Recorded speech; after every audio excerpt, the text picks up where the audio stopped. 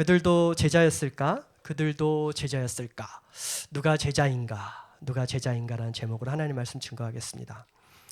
제가 중학교 때부터 꽤 오래 살았던 강원도 춘천에 제가 살았던 아파트 이름을 말씀드려도 될까요? 신동아 아파트는 미군 부대 바로 옆에 있었습니다. 이 동네 뒤로는 내일 철거해도 하나도 이상하지 않을 만큼 다 쓰러져가는 옛날 기와집들이 다닥다닥 붙어있는 음습한 골목이 형성되어 있었습니다. 그곳은 밤이 되면 비행 청소년들의 아지트가 되곤 했죠. 그러던 어느 날부터인가 그곳이 갑자기 춘천 소양로 기와집 골목이라는 이름으로 불리더니 사람들이 엄청 몰려오는 유명 관광지가 되어버렸습니다. 한류 열풍을 일으킨 드라마 겨울 연가의 윤사마 형님, 그분의 친가가 드라마 속에서 거기였기 때문이에요. 텔레비전 카메라 앵글 속 기와집 골목은요, 춘천 사람인 제가 봐도 진한 레트로 감성을 불러일으키기에 충분할 만큼 너무 낭만적인 모습이었습니다. 하지만 춘천 사람들은 다 알듯이 카메라 속 앵글 이미지와 그리고 우리 춘천 사람들이 실제로 보는 실 차이는 너무나도 컸어요. 거기는 그렇게 낭만적인 곳이 아니라 음습한 곳이거든요. 카메라 앵글은 모든 연출자의 의도가 담기기 마련이죠. 한 단면을 보여주는 카메라의 앵글은요, 그래서 언제나 왜곡, 축소, 과장이 일어나죠. SNS에 올라온 카메라로 찍은 사진들이 대표적인 예 아닙니까? 거의 대부분 행복해 보이는 사진, 잘 나가 보이는 사진을 골라 올리죠. 누구라도 자기 얼굴이, 느낌이, 분위기가 잘 나온 사진들을 올립니다. 게다가 요즘은 뽀샵 굉장히 발달했잖아요. 그래서 막상 SNS에서 보고 실제로 만나보면 누구세요? 이런 말이 저절로 나오죠. 이렇게 속이는 사람들, 속는 사람들이 많은 게 이 세상입니다. 앵글 때문에 그래요. 소개받아서 소개팅 나갔더니 전혀 다른 사람이 앉아있는 일은 다반수고요. 심지어 어떤 사람은 해외여행 갔다가 이미그레이션을 실물하고 너무 달라서 통과하지를 못했대요. 여러분, 사진과 너무 다르면 실제가 왜곡이 되는 거예요. 반대로 왜곡된 축소도 일어납니다. 과장만 있는 게 아니에요. 제가 지금 보여드리는 그림은요, 많은 분들이 저를 너무 닮았다고 하는 제 아들의 초상화입니다. 집사님 이거 아니고요, 전 거요. 네. 제 귀한 아들을 제 귀한 따님이 그린 거예요. 너무 잘 그렸습니까? 이거 너무 잘 생겼는데 제가 볼 때 저 그림엔 너무 못생기게 나왔어요. 이거는 왜곡입니다. 분명한 왜곡. 여러분, 이런 과장, 이런 축소, 왜곡은 주로 어디에서 가장 많이 나타날까요? 어디에서 가장 많이 나타날까요? 예, 교회. 장소는 교회겠죠? 네, 이런 왜곡, 축소, 과장은요, 우리가 타인의 삶을 바라보는 우리의 시각에 자주 나타납니다. 타인을 바라보는 우리의 시각은 언제나 나의 시각이라는, 나의 눈이라는 카메라 앵글 안에 잡힌 거예요. 그러니까 굴절되고 왜곡된 것을 나는 전부로 받아들이게 된다는 겁니다. 방금 보여주셨던 그림을 한번 보세요. 왼쪽 첫 번째 그림. 누가 가해자죠? 누가 가해자죠, 여러분? 집사님 넘겨주시면 감사하겠습니다. 첫 번째 그림. 누가 가해자죠, 여러분? 너무나 명백하잖아요. 그렇죠? 그런데 카메라 앵글을 잡은 단면에서는 완전한 왜곡이 일어나서 가해자와 피해자가 뒤바뀌죠. 자, 두 번째 그림, 오른쪽 그림을 보세요. 자, 가운데 컬러로 된 사진이 전부를 보여주는 거죠. 그 상황의 전체가 가운데 컬러로 된 그림이에요. 그런데 왼쪽 부분만 컷해서 사람들에게 보여주면 이 사진은 굉장히 잔인한 사진이 되죠. 하지만 오른쪽 부분만 컷해서 보여주면 사람들에게 너무나 따뜻한 휴머니즘을 담은 사진이 돼요. 한 사람을 우리가 판단할 때 내 시각으로 바라보면서 이런 왜곡과 축소와 과장, 실수를 많이 한다는 거죠. 내가 오늘 목격한 그 사람의 모습을 보고 그 사람의 인격 전체를 판단해 버리거나 내가 잠시 과거에 경험했던 그 사람의 모습을 떠올리면서 그 사람 인상 전체를 판단해 버리는 실수, 다 무엇 때문이라고요? 나의 제한된 시각, 제한된 앵글 때문이에요. 오늘 설교 제목이 여러분 누가 제자인가죠? 부제를 제가 안 썼는데 그들도 제자였을까입니다. 그들도 제자였을까? 오늘 본문에 나오는 두 사람, 이 두 사람을 복음서 전체에서 추적해 가다 보면은요, 이 사람들이 정말 예수님이 참된 제자였을까라는 의구심이 들기도 하고요. 오늘 요한이 쓴 이 복음서를 보면은 이 두 사람이야말로 정말 참된 제자구나라는 확신도 듭니다. 그들도 제자였을까? 그들도 제자였을까? 두 사람을 함부로 평가하거나 판단하지는 않았으면 좋겠습니다. 다만 그들의 모습을 통해서 나의 모습을 마치 거울처럼 바라보고요. 정직하게. 그들의 연약함이 나에게도 있는 연약함임을 솔직하게 고백할 수 있게 되기를 축원합니다. 그리고 나아가 그들이 자신들의 오랜 연약함을 어떤 모습으로 극복했는지 오늘 우리도 도전받고 예수님의 참 제자로 나아갈 수 있기를 주님의 이름으로 축원합니다. 오늘 본문에는 예수님이 십자가에서 숨을 거두신 직후에 발생한 일을 그리고 있죠. 그런데 유대인들은 예수님이 아직 숨이 붙어 있었다고 생각을 했습니다.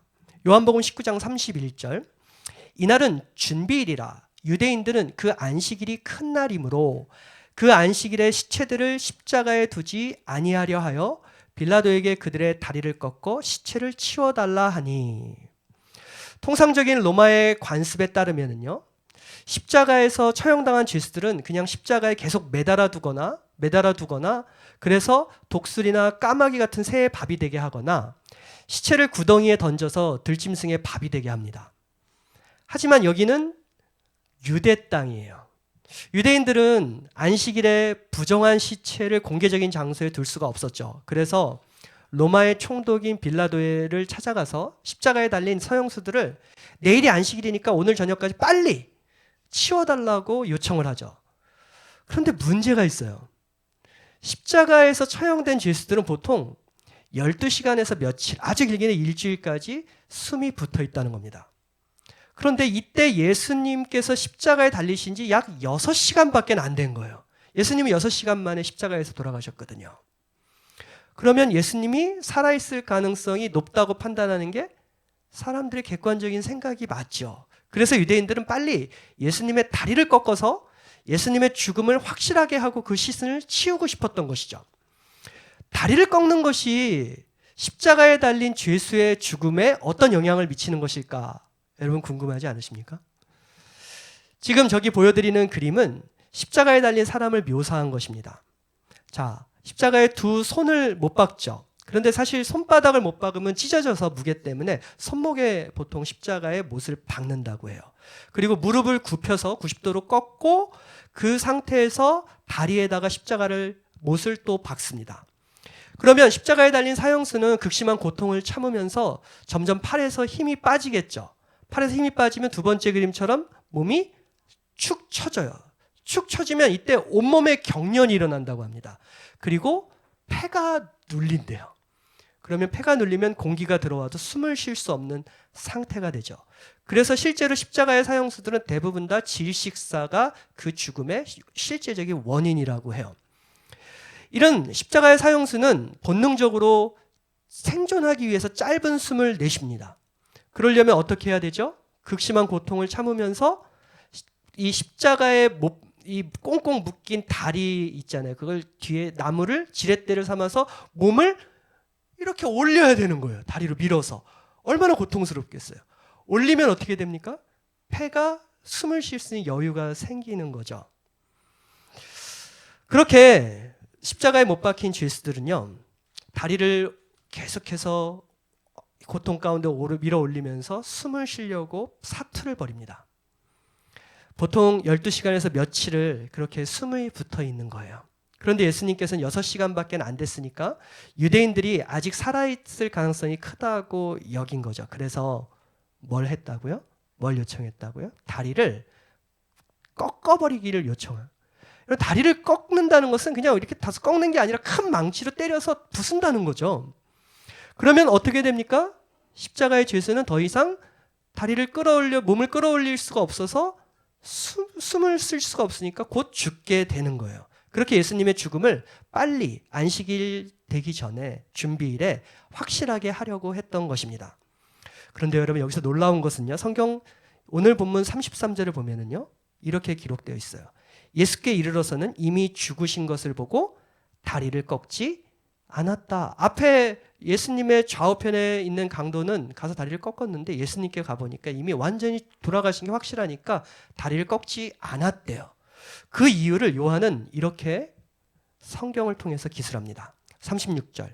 이 일이 일어난 것은 그 뼈가 하나도 꺾이지 아니하리라 한 성경을 응하게 하려 함이라. 여러분, 이 성경은요, 예수님이 이 땅에 오시기 훨씬 전 구약의 시편 34편 20절의 정확한 예언의 성취예요. 그 모든 뼈를 보호하시며 그 중에 하나도 꺾이지 아니하도다. 예수님은 구약을 완전히 온전하게 십자가에서 성취하고 계신 거예요. 지금 예수님은 온 세상의 죄를 짊어진 유월절 희생양으로 십자가에서 죽으셨죠. 그런데 구약 출애굽기 12장 46절과 민수기 9장 12절을 보면은요, 유월절 양을 잡는 방법을 이렇게 상세히 기록하고 있습니다. 잘 들어보십시오. 출애굽기 12장 46절. 한 집에서 먹되 그 고기를 집 밖으로 내지 말고 뼈도 꺾지 말지며. 민수기 9장 12절. 아침까지 그것을 조금도 남겨두지 말며 그 뼈를 하나도 꺾지 말아서 유월절 모든 율례대로 지킬 것이니라. 여러분, 기록된 하나님의 말씀에 놀랍고 신비로운 성취 아닙니까? 예수님은 실로 십자가에서 유월절 희생양이 되셔서 자신의 몸을 온 세상을 위한 영원한 생명의 양식으로 내어주고 계세요. 그 몸, 그 생명의 양식, 뼈가 꺾이지 않은 어린 양, 오늘 우리는 이 예배 가운데 먹고 우리는 살아가고 있는 것입니다. 할렐루야. 예수님은 그렇게 십자가에서 돌아가셨습니다. 유대인들의 요구대로 이제 예수님의 시신은 내려지죠. 이제 예수님의 시신은 그러면 어떻게 될 것인가? 여러분, 예수님은 이때 유대인들에게 어떤 죄로 고발당하셔서 사형당하신 거죠? 유대인들이 생각할 수 있는 가장 최악의 죄인 신성모독죄예요. 그러니까 유대인들이 예수님의 시신을 내렸을 때 어떻게 했을까요? 그들은 당연히 아무 흙구덩이에다 던져서 들짐승들의 밥이 되게 했겠죠. 그런데 그 자리에 두 사람이 오늘 등장하는 겁니다. 그 사람들의 이름은 아리마대 사람 요셉과 니고데모입니다. 아리마대 사람 요셉과 니고데모. 우리 성경을 통해서 두 사람의 지금까지의 행적을 잠깐 함께 살펴보며 추적해 보겠습니다. 여러분, 앞에 스크린을 한번 보십시오. 사복음서가 증거하는 요셉에 대한 정보, 아리마대 사람 요셉에 대한 정보를 먼저 볼까요? 그는 아리마대라는 지역의 출신 사람입니다. 그렇죠? 그리고 그는 이 객관적인 정보예요. 지금 부자였습니다. 그리고 또 그는 직업이 뭐죠? 공회의원이었어요.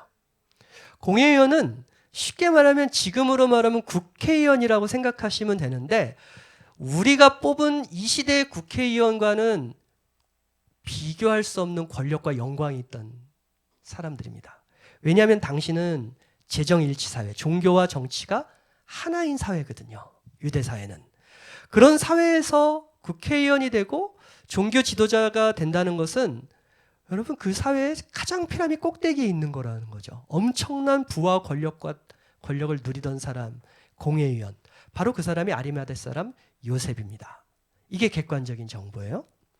자, 이 사복음서에 나타난 마태, 마가, 누가, 요한이 기록한 이 각각의 구절들을 보면 긍정적인 표현들을 한번 찾아볼까요? 그는 예수님의 제자였다라고 말을 하고요.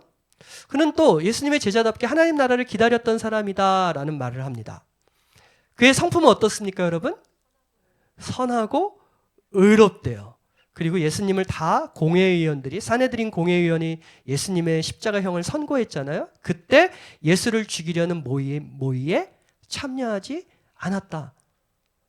왕따 당해도, 혼자 배척당해도 이 사람은 선하고 의로운 사람이기 때문에 예수님을 죽이려는 모의에 참여하지 않았다는 거죠. 자, 그런데 부정적인 표현도 나와요. 복음서를 보면. 그는 자신이 예수님을 따른다는 것을 숨겼습니다. 왜요? 전략적으로? 아니요. 성경은 분명히 이야기합니다. 두려워서 그것을 숨겼더니. 두려워서 그것을 숨겼더니. 예. 두려워서 예수님을 믿는다는 것을 공개하지 못했던. 이렇게요, 모든 사람은요, 선과 악이 공존하고 강점과 약점이 공존합니다. 모든 사람은 양면이 있어요. 맞습니까, 여러분?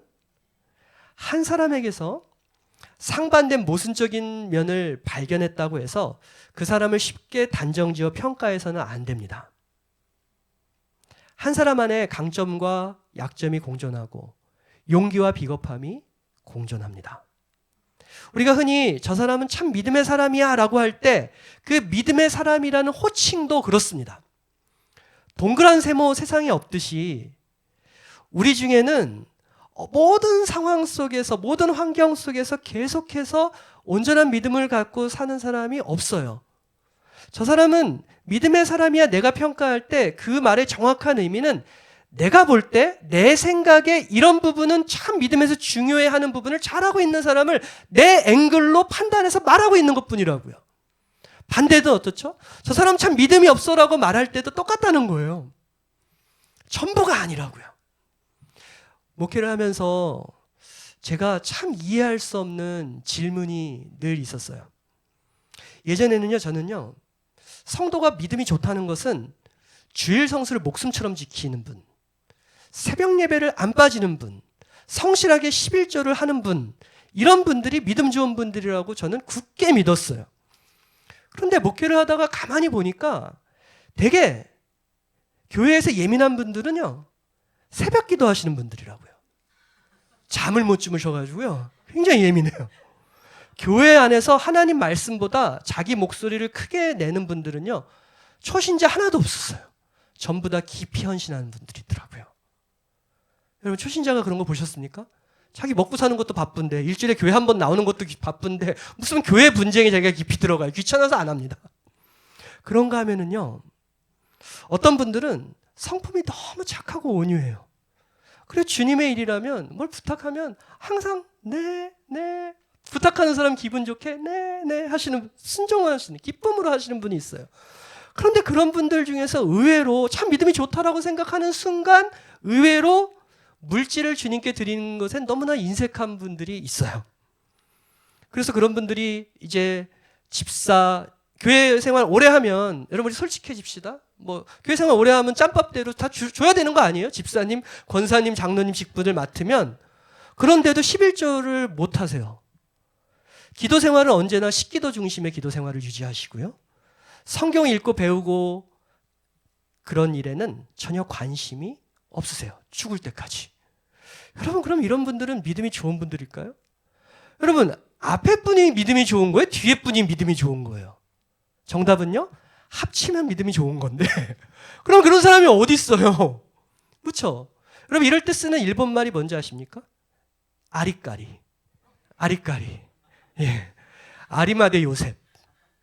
성품은 선하고 의로워요. 하나님 나라를 기다리는 궁극적 소망도 품고 살아요.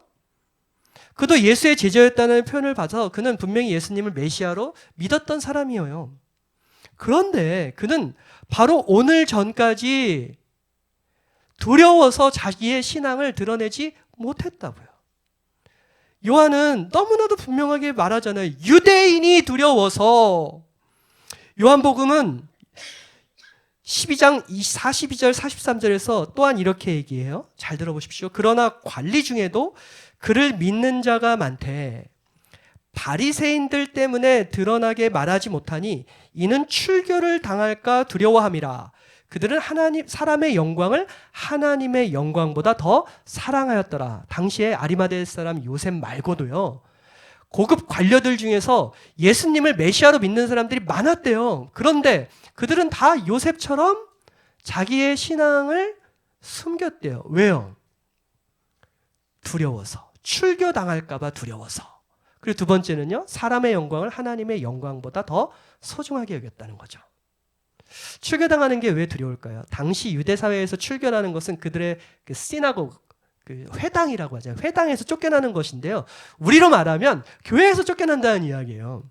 여러분, 그런데 그 의미는 정말 완전히 다릅니다. 오늘날 교회에서 쫓겨나면 그런 일도 불가능하죠. 어떻게 누구를 교회에서 쫓아내요? 목사들만 쫓겨나지 성도들은 교회에서 쫓겨날 일이 없어요.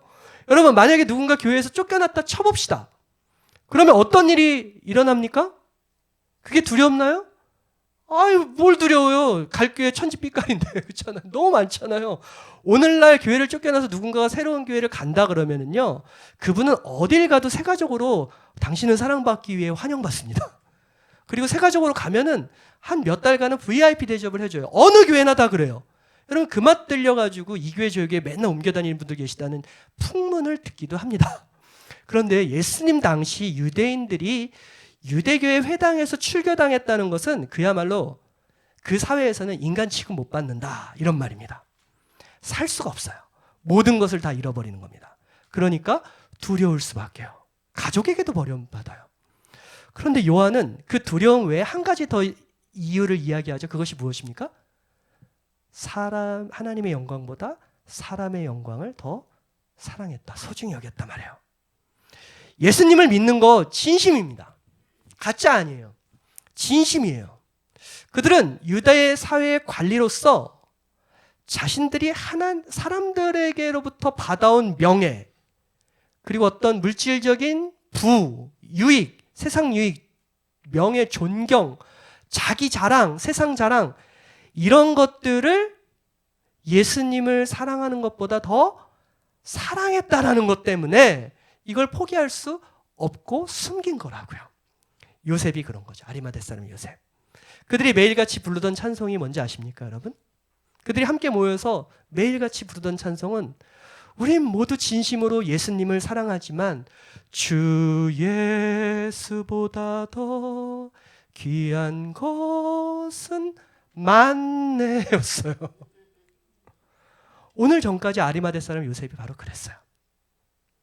그런데 요셉은 오늘 완전히 다른 모습을 보여주죠. 요한복음 19장 예수님의 십자가 죽음 아래서 그는 완전히 새로운 사람이 돼요. 그 겁쟁이가 용기를 냅니다. 그리고 총독 빌라도에게 과감히 찾아가죠. 그리고 예수님의 시신을 내가 가져가겠다 하고 허락을 받고 그 시신을 가져가서 자기와 가족들을 위해서 준비해둔 새로운 굴에다가 예수님을 매장하죠. 우리 부활절 때 배경화면에 보면 돌무덤 있잖아요. 아리마대 사람 요셉의 무덤이에요.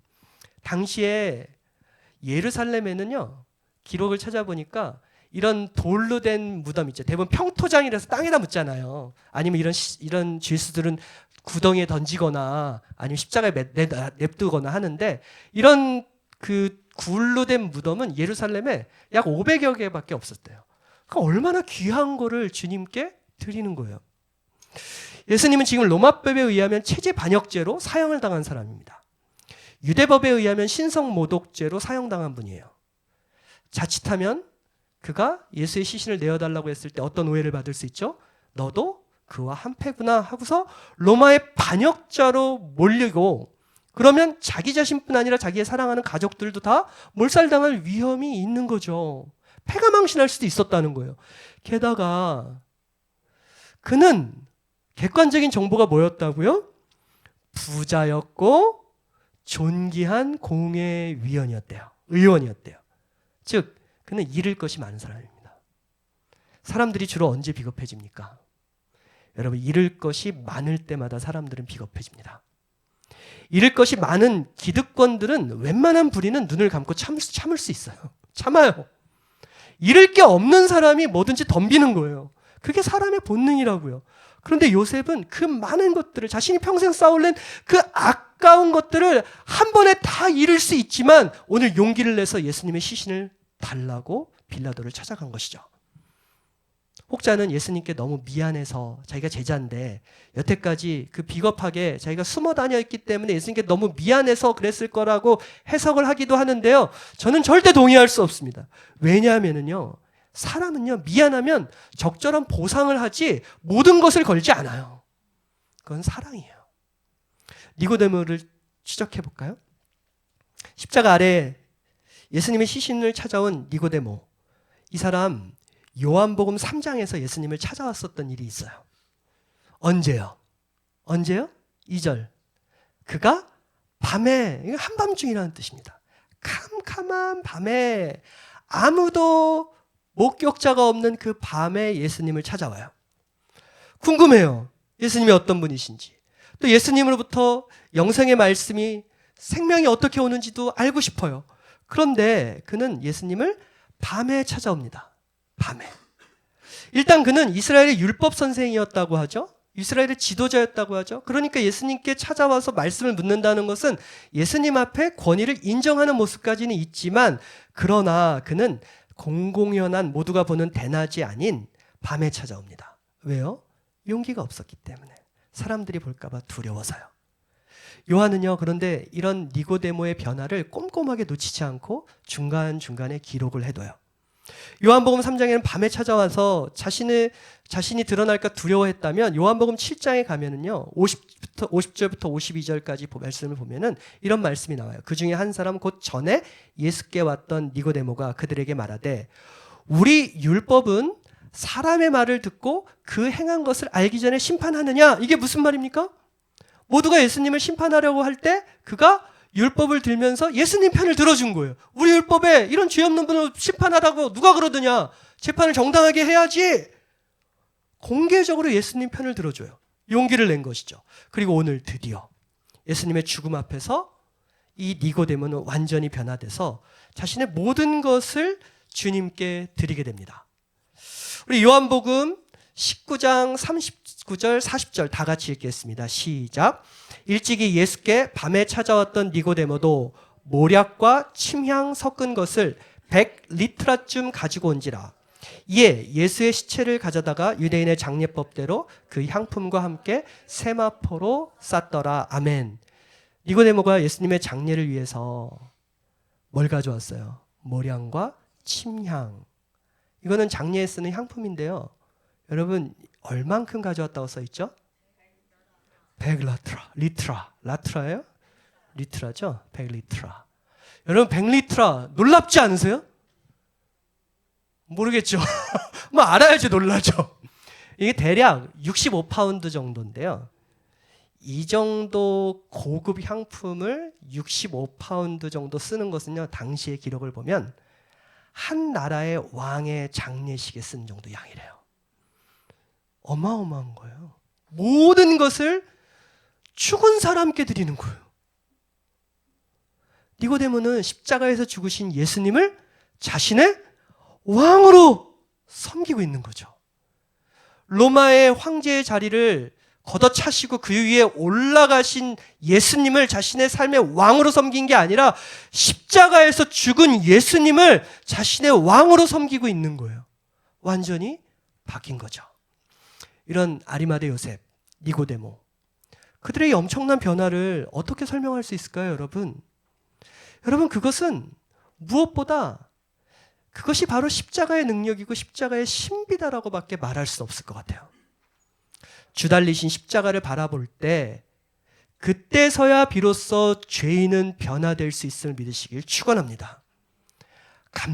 나를 감동시키시고 나에게 무엇을 주시고 이런 것들로 우리는 변화되지 않아요. 잠깐 고마워할 수는 있죠. 그래서 그분께 뭔가를 보상할 수는 있겠죠. 그러나 주님께 나의 모든 것을 드리는 제자가 될 것은 주님이 나에게 잘해주셔가 아니라 내가 그 십자가 아래 서서 십자가에 달리신 예수님을 바라볼 때 생기는 능력임을 믿으시길 축원합니다. 그거 십자가의 신비요, 십자가의 능력이에요. 여러분, 그리스도인을 살면서 지긋지긋하게 변화 안 되는 내 자신 싫으시죠? 나를 사랑하지만 나를 싫어할 수도 있어요. 여러분, 사랑과 좋아함과 싫어함은 다르다고 루이스가 얘기하잖아요. 여러분, 나를 진짜 사랑하니까 사실은 나의 이 연약한 모습도 싫은 거잖아요. 그렇죠? 우리는 나를 사랑해서 내가 싫어요. 이 지긋지긋하게 변화되지 않는 나. 어떻게 내가 변화될 수 있습니까, 여러분? 각오하시면 돼요? 오늘 결심하시면 됩니까?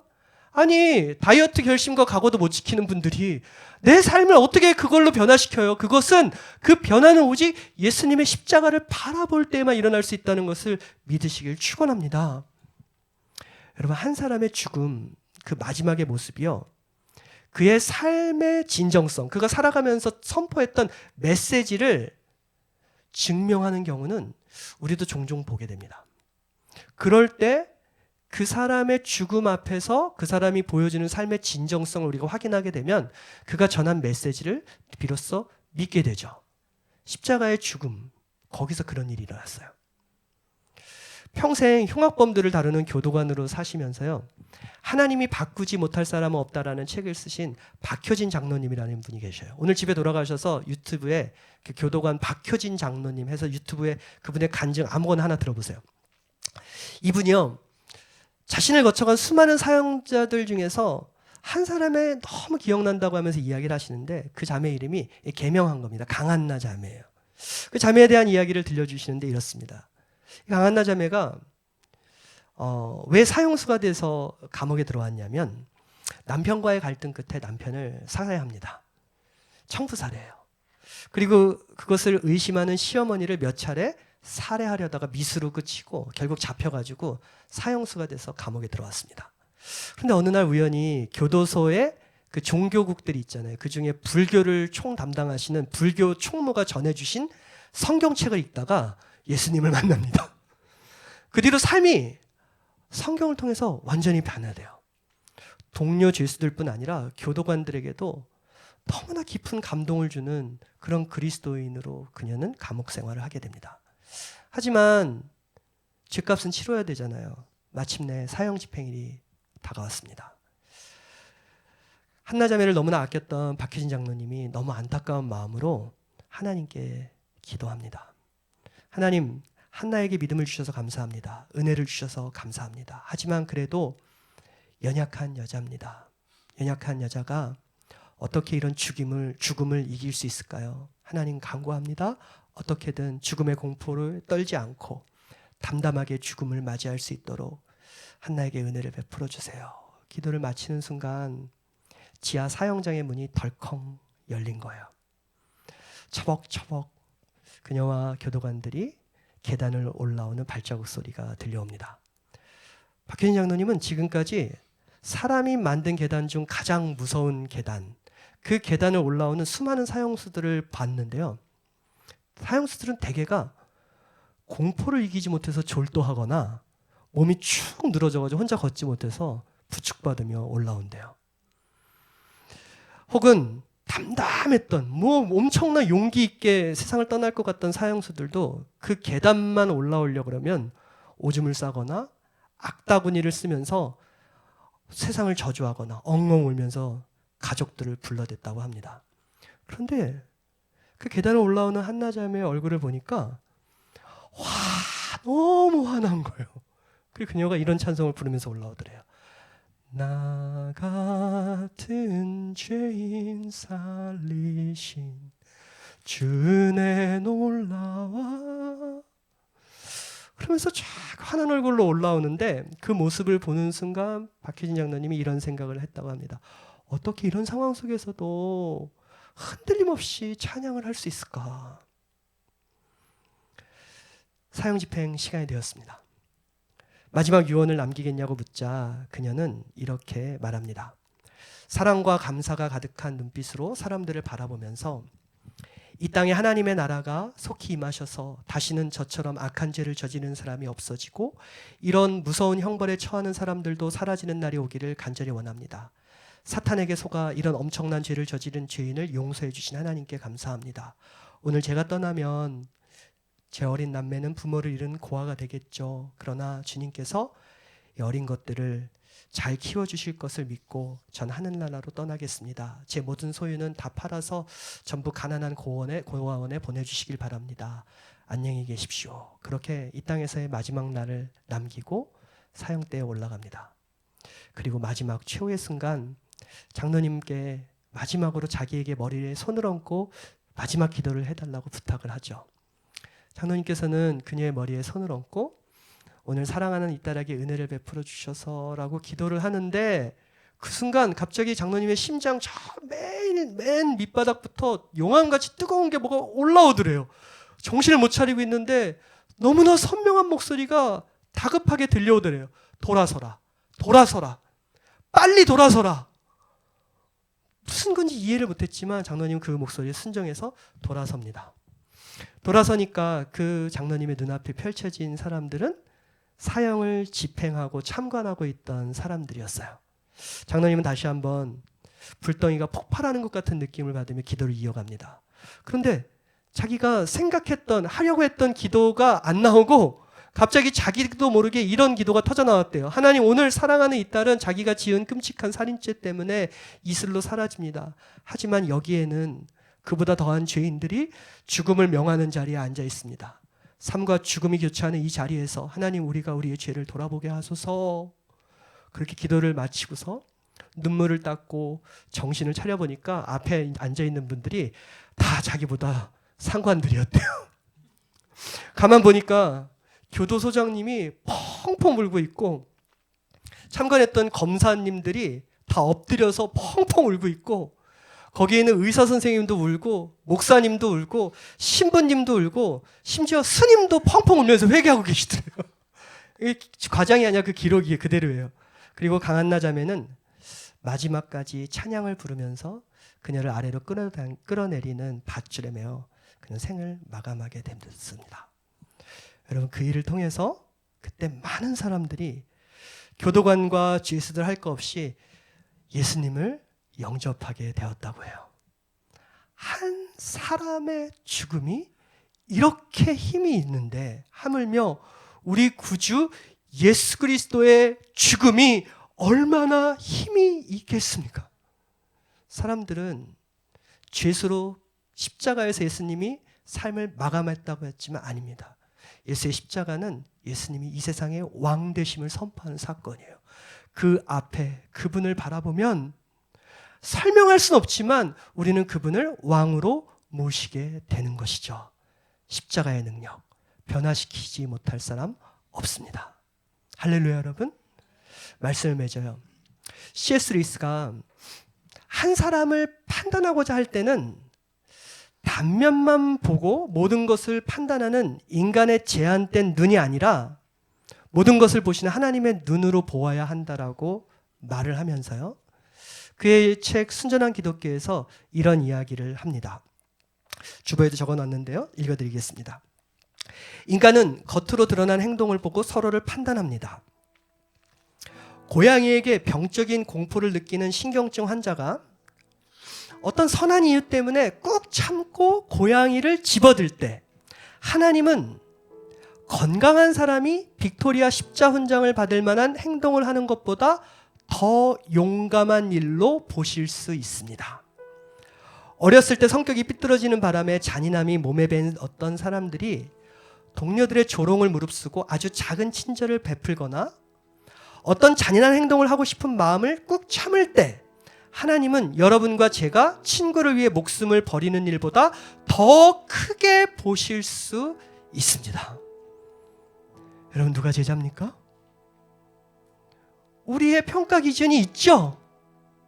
그런데 하나님 보실 때는 두려움, 소심함, 걱정, 근심 때문에 잃을까봐 무서워서 자기 자신을 꽁꽁 숨기고 살던 사람이라 할지라도 그가 작은 용기를 내고 하나님 앞에 다시 한번 나올 때 그를 참된 제자로 받아주신다는 거예요.